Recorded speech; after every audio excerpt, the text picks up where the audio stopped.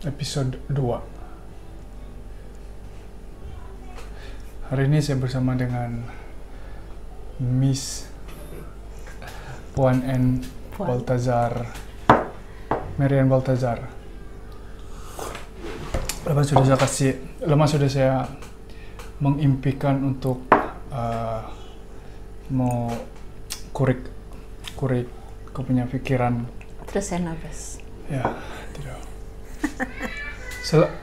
Ini tema ini channel sebenarnya untuk lebih kepada membincangkan membincangkan thought process seseorang dan macam mana mau cungkil apa cara berpikir orang, macam mana perception kau tentang reality.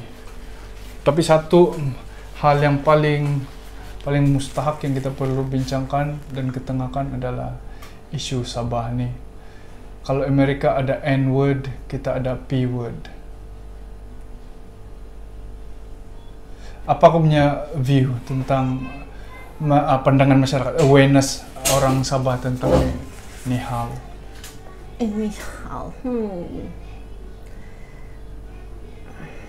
P-word. Rasanya kan, actually kan kalau kamu ucap pasal yang macam N-word pun kan, kalau ke orang Sabah kan, kalau orang nampak orang yang berkulit hitam tuh datang sini kan, memang orang panggil juga tuh N-word. Orang tidak tahu yang perkataan actually is derogatory. Padahal kalau di US memang habislah juga kau. Means memang dorong punya knowledge yang kurang. Awareness lah. I think knowledge about even kalau macam P-word tuh kita cap lah kan apa yang perkataan yang apa tuh pilak begitu kan. Actually kalau kau cap sama orang-orang yang suluk kan pun dia bilang pilak tuh dari duit, perkataan perak. So perak tuh kan duit lah.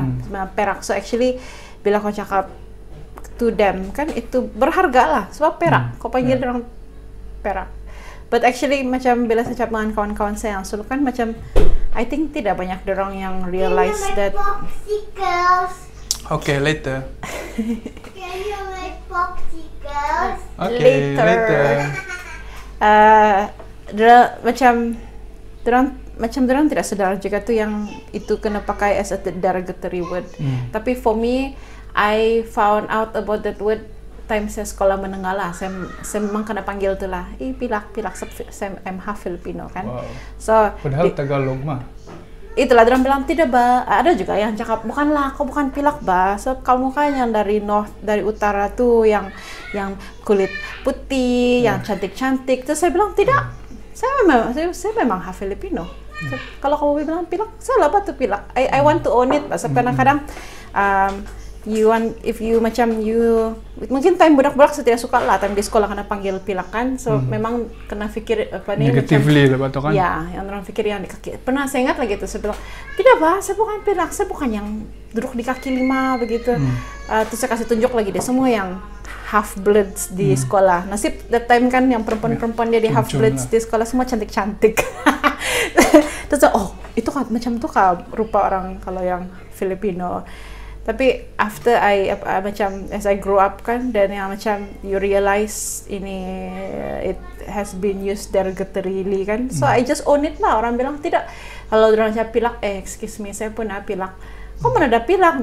Yes, saya pilak. Macam I want to own it supaya orang realize kan actually the word is not nice pak.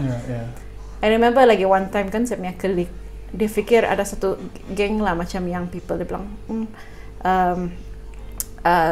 pani pilak-pilak. Sekali dia pergi dekat kan, semua yang kawan-kawan yang memang dia kenal yang dusun-dusun. So actually kan when we talk about yang macam say pilak kan, actually lebih kurang je tuh rupa. I mean we are all in the macam kalau kau tengok history pun kan, we are all in the same Melanesia. Yeah. So we are all Malays actually, like it or not, we are all Malays. That's a fact. Kalau kau pergi Philippines pun dia bilang, we are Malay like you all. Dia bilang. So even kau pergi Philippines pun dia bilang, I'm so you from Malaysia, you are Malay kan? Like, no, I'm not Malay. No, you're Malay. I'm Malay too. Dorang bilang macam itu Filipinos pula. Yeah, dorang macam because we are from the same rumpun Melayu actually kan historically, tapi negara kita mempolitikkan itu perkataan Malay kan. So I feel, saya rasa itulah macam kadang-kadang orang, I don't know, dorang tahu kah tidak yang itu word yang negatif, tapi kadang-kadang mungkin dorang tahu juga, dorang pakai juga. Tapi saya rasa betul-betul lah, kalau betul-betul ikut hati saya kan, saya rasa orang Sabah semua, kalau dorang tidak kenal, dorang tidak tahu kan, dorang takut bah. Ada even dorang rasa, dorang tidak tahu dorang takut, but it's the fear of the other bah. Fear of the unknown bah. Fear of the unknown, actually ada pernah orang buat social experiment di US lah. And then they realize actually racism kan comes from itulah, fear of the unknown. Yang zero experience with other people. Of that people yang dorang racist against. Discriminate against tu kan. But then kan macam my experience bawa young people pergi jumpa itu committee buat activity untuk anak-anak kan, tukar nih persepsi dorang macam almost 180% dorang punya persepsi towards the community. Then once you know them, once you kenal, once you interact with them, kau tahu dorang how they live, and actually dorang punya hidup sangat susah bah. But somehow dipolitikkan as if they are taking advantage of everything kan, tapi sebenarnya they are very they don't have access to a lot of things lah. Terutamanya kanak-kanak kan. Kalau saya sendiri kan, sebelum saya kenal kau, sebenarnya saya berada di fase yang defensif lah. Disebabkan oleh saya punya background family kan. Bayangkan masa saya kawin si Iba pun, saya kena tanya 2 kali. Itu betulkah kau mau kawin orang diorang? Apa maksud kau? Lipin bah. Terus saya bilang, masa itu saya ada knowledge yang orang panggil yang P-word itu adalah yang lain lagi, yang Tagalog itu lain lagi. So saya coba explain macam tu lah. Diorang bukan yang begitu lah. Tapi at the same time, selepas beberapa pasangan yang no, the whole thing kau sepatnya tidak boleh consider sebagai orang lain daripada kau kan. Kau tidak boleh memilih kalau Filipina yang lawak si Marian Rivera kau anggap yang di sebenarnya class issue bah nih. Class issue. Actually bukan really race issue, it's a class issue nih. Yang saya observe di social media tentang PTI, parti. Kalau kau tengok betul kan, kau boleh rasa bahwa dorang punya mentality itu datang dari mana. Kalau orang yang educated kan, dorang akan macam yang tidak berapa involved sudah dengan itu isu yang against parti-parti macam tu. Yang kau nampak adalah yang ganas betul, yang sampai yang kau terfikir, dorang tidak terfikir kamu, dorang ingat senang kamu kasih balik di negara asal orang tu yang kasih balik tu parti bagi IC baru, lepas tu kita punya negara akan perlu bersih daripada parti semua. Bila saya baca yang banyak artikel-artikel pasal ni isu Filipina dengan Sabah kan, baru saya realize dia bukan benda yang simple kan, dia agak kompleks juga. So kau punya background ini, anak pun kau handle, kemanusiaan. Si Ate itu yang handle. Kemanusiaan, kau punya research adalah berkaitan dengan undocumentation, statelessness, undocumented. Itu, so kau punya background ini basically lebih kepada apa orang bilang, aktivis bahkan. Mungkin lah. Boleh kan? Boleh juga lah. So apa yang kau fight bagi kau rasa sekarang? Saya mau disclaimer dulu. Mungkin dulu saya lebih aktivis lah. Sekarang macam jadi mama-mama sudah kan, jadi ada slow down sudah. Tapi nasib with anak tu kan, I have people macam sekarang. Actually, dorang tengah buat fundraising for the flood So si Brain dirang si Santo, si Atela sekarang dorang lah penggerak jentera. Saya mungkin tolong urus yang apa sejak yang apa manajemen punya administration apa begitu sejak. Dulu lah used to be more involved with politics. I mean not really politics, saya lebih kepada civil society, tapi the democratic process segala. So apa tuh? Apa sudah punya soalan tuh? Apa punya background sebenarnya? Apa punya background? I mean, actually, apa yang kau perjuangkan? Actually, when I first got into activism kan sebenarnya daripada stop dulu saya kerja NGO, sampai sekarang juga lah actually kerja NGO, and then dia lebih kepada isu-isu wanita. So dari sana terlibat dengan isu feminism begitu, and then after that dari sana dia bleed into ada bersih. So I was part of the working group juga. So dulu ada one group called Ponyo Youth Revolution. So kami yang organize bersih Sabah dulu. Sekarang tua-tua sudah semua ada anak sudah. Then but even during those time memang saya sudah perjuangkan ini isu lah, because actually how I got into this juga saya pun dulu macam I think a lot of people tidak kenal, tidak cinta kan. So kopi keke pun banyak tuh berak-berak minta duit. Apakah kok macam jijik bah, macam kenapa macam kotor, takut begitu kan. So there was one time saya hantar kami punya volunteers, youth volunteers tak pergi ini center untuk mengajar. So while I was waiting for them di kereta kan, saya nampak dorang mengajar tuh budak-budak main sama tuh budak-budak kan. Baru saya macam, dorang pun manusia bah. Yeah, because my youths can treat them so nice. My youths, saya lagi yang sepatutnya membimbing itu youths. I think of those children so negatively. So sana saya macam Eureka punya macam yang kenapa saya pikir begitu, you know, terus saya macam baru I realize awakening So before that memang saya macam I think the same as a lot of other Sabahans lah, macam we don't realize but actually saya rasa a lot of Sabahans kalau dorang tahu sudah kan, dorang kenal, dorang nampak betul kan, I don't think they will think negatively lah. Then dari sana then I start to fall in love with these children because I realize kan they don't have a lot of things pa. My youths volunteer sana disebabkan dorang tidak boleh masuk sekolah biasa, so they have to go to this learning center. So and this learning centers pun dibuka oleh orang-orang yang you know they give their all bah, yang they don't have anything to profit out of it, tapi dorang buka di sekolah-sekolah untuk ajar nih kanak-kanak who if they don't open those schools, dorang di jalanan saja. And then they are exposed to trafficking, syndicates. Dan orang lain yang hidup senang-senang nih berhabis benci, suruh kasih balik. And actually kan balik mana? Dorang pun lahir sini. So kalau kau bilang pun mau hantar balik, kau tanya dorang apa? Balik mana? Kau tanya mana? Kau punya kampung. Dorang pun tidak tahu. Most probably a lot of them bahasa pun memang sini. Dorang punya culture semua sini. So actually mau hantar balik itu di mana? And if we tengok juga ada proses of pengusiran actually now kan.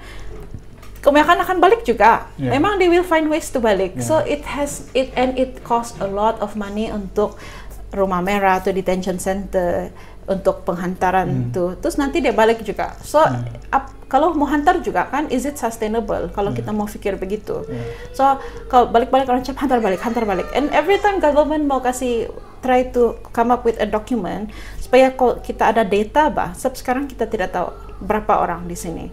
So we have with the data, then we can plan better apa yang boleh buat untuk ini community. But every time dia mau buat government membuat something, semua takut, pikir dia mau bagi IC, but tidak senang-senang. Mungkin dulu yes, a lot of abuse lah dulu, tapi now it's memang very hard. So and like it or not, the issue is here, something needs to be done. Kalau kita tidak buat apa-apa dari now, then it's gonna be bigger and bigger and bigger. The issue tidak akan resolve. So kalau ya pun orang mau tidak suka, give good solution. Kalau kau bilang hantar balik, how do you then hantar balik, and then kalau dorang balik sini apa kamu buat? Kalau dorang mati macam mana? Kau sanggup lah. Jadi itulah kau punya mindset. Kau mau benarkan orang mati di negara dorang yang kau mau suruh usir. Sebab kalau dorang mau usir pun macam kadang-kadang even macam kalau immigration pun dorang punya isu kadang-kadang macam especially kalau bajau laut. Banyak sudah juga bajau laut di sini kan. Dorang mau hantar pergi mana? Dorang mau hantar.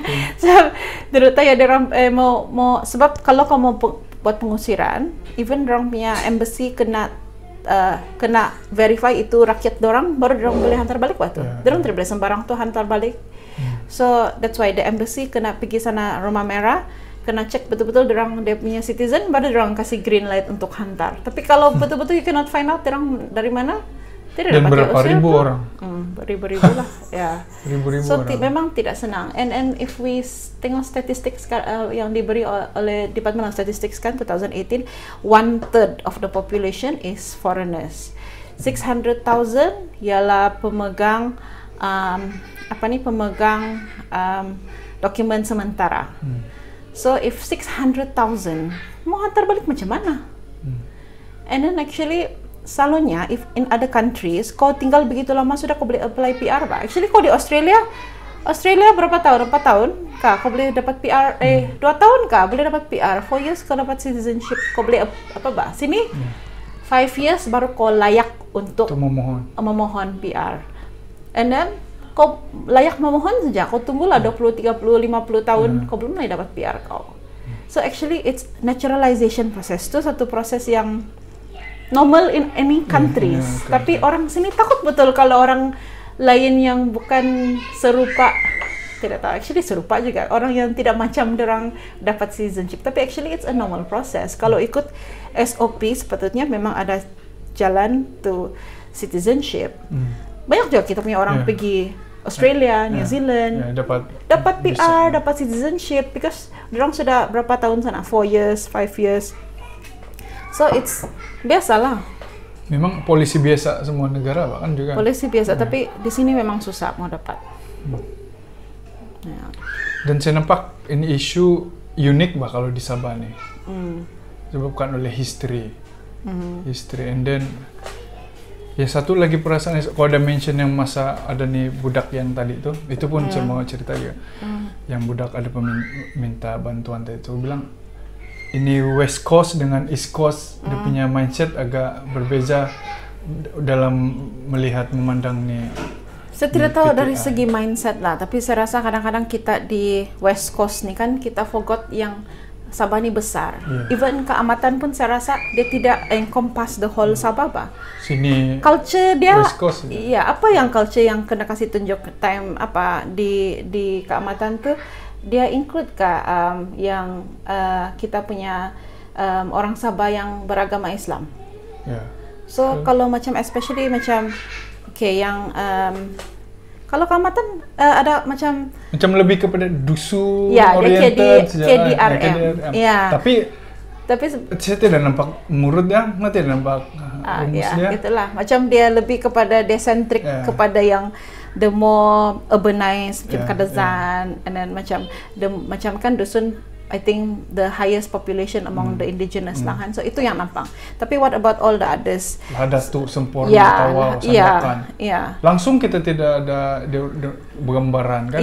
So macam kadang-kadang kita pikirkan kalau yang Sabah ialah KDRM saja, padahal actually Sabah lebih ada 32, 28 berapa tuh etnik di Sabah. So so we have kawan-kawan yang kita di East Coast banyak sudah campuran-campuran, and kan kita border. So actually kalau border any border kan memang dari historically kan memang sudah mix. So memang kita ada suluk dari Sabah, kita ada Bajau dari Sabah. Macam kadang-kadang orang pikir Sabah tuh hanya KDRM gitu. So actually we have to wake up lah, yang actually macam dia punya mindset nih lebih kepada macam kata yang the whole apa kalau di US orang fikir white supremacy ya. So actually we have to be careful yang kita fikir yang kita saja yang. Saya rasa sangat mudah kan orang lupa nih benda yang sebenarnya besar nih Sabah. Besar bahasa Sabah ya. Sangat simpel, tapi orang muda yang sebab orang hari-hari pergi Toran keke Kota Bulud, Kota Marudu, ya, Papar. Sana saja pusing-pusing sekali. Outstation pergi Sandakan. Different world sudah. Orang bilang, dulu ini Little Hong Kong, sekarang udah jadi Little Manila. downgrade lah aku Don. Kenapa lah? Kalau Hong Kong apa mungkin sebab kulit putih kan di Hong Kong. Itu lagi mindset satu. Sekarang Little Manila, jadi orang tidak berapa suka pergi bandar sudah kalau disandakan begitu. Dan Tawau pun orang rasa banyak orang lain bukan orang kita. Padahal memang orang Sabah pun. It's just that dia kan lebih sana, so dia punya mixed blood lebih kepada sana. Kita East Coast dia punya mixed blood lebih kepada this side kan. That's the way. Sebelum sebelum kan kita merdeka baru berapa? 50 years ago, 50 begitu. So before that, there's not even wujud Sabah. Orang just come in, out, you know kan. So memanglah ada mix intermarriage and all this mix of culture. Dan baru berapa? Tidak pun sampai 100 tahun. Iya, itulah tidak pun sampai 100 tahun. That's why yang sebelum itu ada borders, and memang kalau ada border pun kan, I mean since dulu people migrate sini sana. Kita pun kalau orang kayak yang di RM pun buka tanah dari sana, dari Penampang pergi Ranau, pergi mana-mana, tiba-tiba kampung. Bayangkan kalau dalam skala yang kecil orang Ranau pergi Penampang kena racism, kena anti kan disebabkan oleh dia dari tempat lain. Nah begitu juga berlaku sama internal. Ya, tapi itulah macam it's norma hidup, norma manusia untuk migrate from one place to another. So itu yang people have to realize lah. We cannot be pure bloods forever begitu. Ya. Tapi ya itulah. Kalau yang East Coast, tapi itulah, dorang cakap juga macam kadang-kadang even di Semporna, dorang bilang kalau bajau laut dengan bajau darat pun ada juga dia punya isu. And then sulukit bajau ada juga. Memang ada. But I think one thing we have to do is we have to realize apa kita punya perceptions, and then adakah betulkah tidak. And a lot of the issue yang di Sabah ni, the race-nya issue kan banyak dipolitikkan bah. Actually it's not real, tapi itu lagi satu isu dipolitikan untuk macam digunakan sebagai satu energi, satu certain politician untuk kasih up kasih takut, fear mongering, kasih takut orang untuk vote dia orang. So for orang me, kita pula bodoh-bodoh yang ikut-ikut mau ikut-ikut yang itulah. Dan actually orang kena realize yang orang kena main oleh ni irresponsible politicians actually it's not a real macam jagalah kamu kalau kau dorang nanti makin banyak dorang kita jadi minority sini, you know, like that kind of things. Senang padahal dan kan saya pernah ikut nih yang political rallies lah. Terus kalau saya pergi, bukan, I think not all lah, mungkin a lot of macam kalau saya dengar political punya rally yang kalau macam leaders in the parties kan, dorang especially yang macam yang kalau macam dulu saya pernah dengar Lim Kit Siang, Lim Kuan Eng kan, dorang dorang punya debate kan sangat macam intellectual lah. Tapi sekali kau pergi kadang-kadang yang sini punya, doi, kamu tak kayak yang itu, Filipina, itu Indon, itu Pakistan, alalah, saya bilang, apa punya political, apa punya apa nih, it's fear mongering. Dia macam lebih mengapi-apikan daripada. Nampakkan yang cara dorang berpikir pun lain loh. Yang dorang akan masuk politik untuk dorang punya kepentingan sendiri, macam ada 5% saja motivation dorang untuk kasih maju daerah dorang, tapi selebihnya adalah kita masuk politik supaya kita mau jadi seseorang ataupun kita ada objektif lain. Dan saya rasa macam kebanyakan politician di Sabah ini pun kalau kita coba berdebat dengan profesional kan, tidak yang boleh. Saya pernah nampak klip parlimen.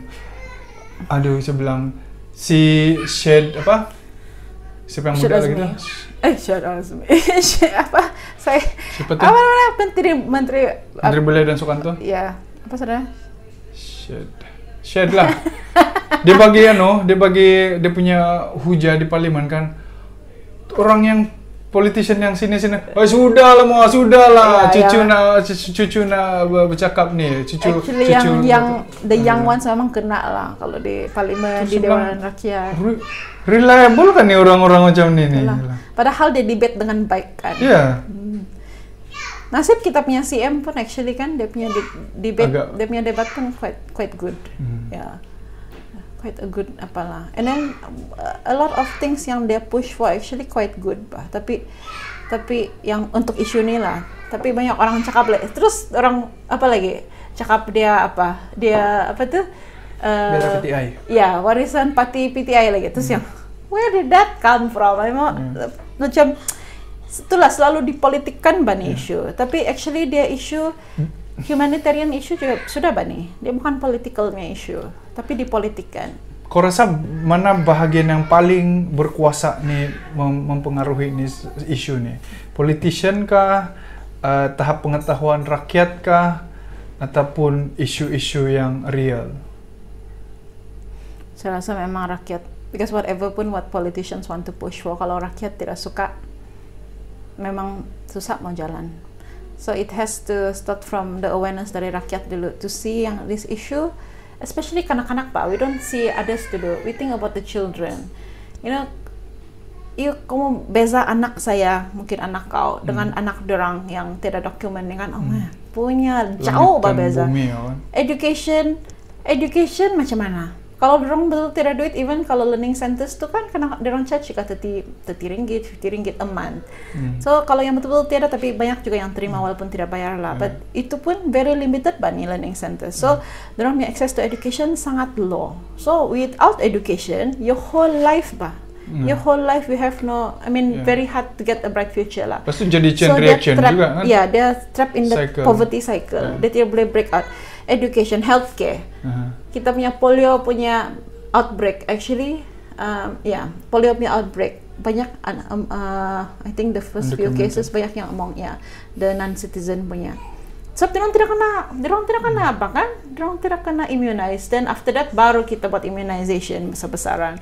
So actually sebelum ni is prevention lah. Jangan kita mau something happen baru kita mau buat. Why do we want to wait until something happen? Wabak sudah terjadi baru kita mau buat something. Macam I think this COVID memang wake up call lah. That kalau kita mau talk about healthcare, kalau kita mau talk about immunization, herd immunity tidak akan, because if 1/3 of the population is non-citizen, that means 1/3 of the population kalau non-vaccinated. Ya, kalau dorang tidak duit untuk bayar private beratus-ratus, unvaccinated. So what happens to herd immunity? Tidak, to herd immunity. Iya, itu okay. Healthcare, apa lagi? Free movement. Sentiasa takut. Pergi mana-mana pun takut kena tangkap. Imagine kids dulu saya sama si Igan pun ada budak satu kecil, I think maybe around 8 to 10 years old lah. Dia kami dekat kedai kopi terus mama dia bilang, marilah pulang. Budak tidak mau. Terus kami tanya lah, kenapa tuh budak tidak mau balik? Kenapa tuh kami anak tidak mau balik? Ada polis sana bus stop, dia takut. So you imagine 8 years old, 10 years old, they membesar with this fear So is it fair to the children yang dorang have to grow up in a life yang so fearful, so health pun apa, and then even kalau melahirkan anak pun banyak yang choose to lahir at home, so we don't know safe kah tidak. So kalau dorang pergi klinik kan, hospital kan mahal kan, they have to pay thousands and thousands kalau tidak dokumen. So tidak tahu berapa banyak sudah yang died childhood mortality atau even maternal mortality. So it's dorang punya life actually sangat susah. But kadang-kadang we fikir yang dorang they are here just to rob us of everything, padahal they have nothing. And if we don't allow it's gonna be more and more saja. And then what good is it untuk kita tidak bagi dorang education? In the long run we are not going to benefit from it. Itu saya rasa berbalik kepada kita punya tahap awareness betul, dan sejauh mana kita tahu ni isu in detail. So once kita tahu dia punya detail dan kita dapat hayati sebenarnya apa keadaan reality kehidupan diorang, kan kita macam boleh buka, kita minta untuk faham diorang. So apa aku punya general ada dua lah soalan saya. Kau punya general advice untuk isu ini, and then apa kau punya kau rasa solution yang orang belum terfikir secara menyeluruh. Saya rasa I think it's time for us to look at these people as humans lah. Really look at them, know them, tahu nama dia orang, tahu berapa anak dia orang, tahu dia orang ada makan ke tidak during MCO. Nah, and you just look at them as humans. And then macam kalau kita takut betul, you know, even macam US kan, they used to be 50 plus years ago, the walk in Washington. Apa nama dia? Kenapa tiba saya lupa? Mandela, bukan Mandela. Nelson Mandela. Bukan Nelson Mandela, King. sorry. Martin Luther King, the walk in Washington. So even before that pun a lot of orang takut kalau the blacks then they will overpower us. And baru-baru Obama become president. So what's wrong with Obama being president? Memang sekarang kita takut karena macam mana kalau orang-orang yang overpower us. But then it's sama juga manusia di nature, kira macam nature betul kan? And our blood, kita punya darah sama juga merah. So I mean, what's wrong with being multicultural, of sharing what we have with others? What's wrong with that? Kenapa kita takut sangat untuk bercampur-campur? Saya pun half Filipino, half Kadazan. Oke, juga kamu mau kawan juga saya kan? So what is so scary about mixed bloods or you know, semua ni. So I think actually my betul-betul my kepercayaan about orang Sabah kan is we are very loving, welcoming people, but it's just fear of something dia tidak kenal. But I honestly feel if people betul-betul kenal, tahu how they live, they really know these people, I honestly feel they will open their hearts. And itulah, we have to stop listening to hate speech. Kita have to really look at bila politicians irresponsible, not all politicians tapi irresponsible politicians talk about fear mongering pasal isu PTI ini kan, we have to buka kita punya mata, betulkah tidak apa dorang cap atau dorang just saying those kind untuk kasih api-api untuk make us fear or hate some people, not even only illegal punya issue, illegal immigrant punya issue atau undocumented, tapi also other issues in Sabah, because it's time for us Sabahans to, because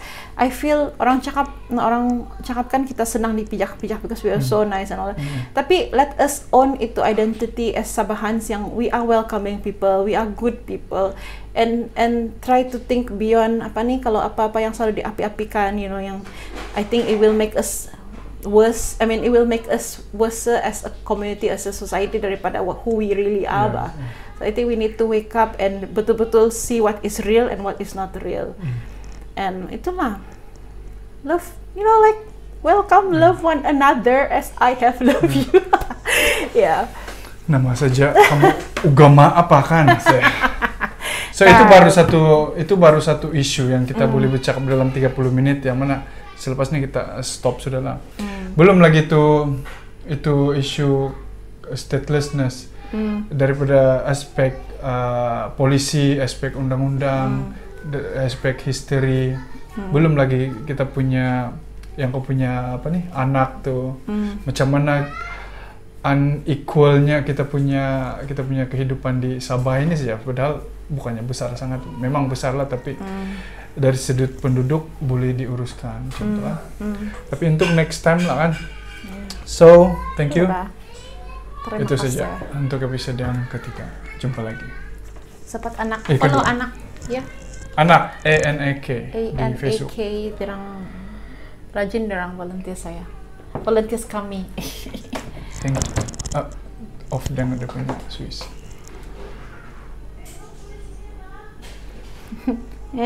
Siap. Thank you. Coba isi episode ketiga. Kedua.